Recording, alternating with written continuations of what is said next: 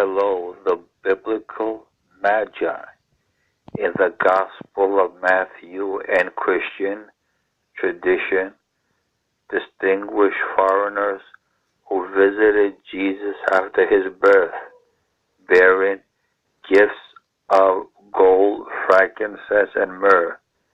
They are regular figures in traditional accounts of the Nativity, celebrations of Christmas, and are an important part of Christian tradition. Matthew is the only one of the four canonical Gospels to mention the Magi. Matthew reports that they came from the east to worship the King of the Jews. The Gospel never mentions the number of Magi, but most Western Christian denominations have traditionally assumed them to have been three in number, based on the statement that they brought three gifts. In Eastern Christianity, especially the Syriac churches, the Magi offer number 12. Their identification as kings is in later Christian writings is probably linked to Psalm 72:11. May all the kings fall down before him.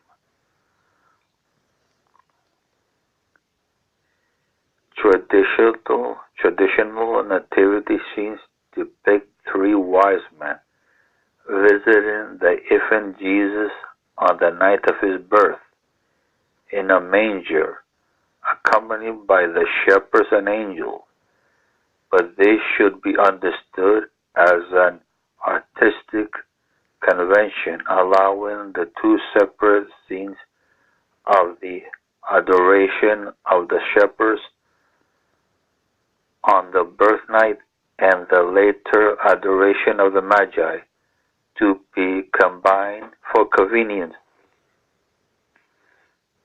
The single biblical account in Matthew simply presents an event at an unspecified point after Christ's birth in which an unnumbered party of unnamed wise men, Magi, visits him in a house or kion, not a stable, with only his mother mentioned as present. The New Revised Standard Version of the Bible, 2:1-12, describes the visit of the Magi in this manner. In the time of King Herod, after Jesus was born in Bethlehem of Judea, wise men from the east came to Jerusalem, asking, "Where is the child who has been born King of the Jews? For we observed his star at its rising and have come to pay him homage." When King Herod heard this, he was frightened, and all Jerusalem with him, and calling together all the chief priests and scribes of the people, he inquired of them where the Messiah was to be born.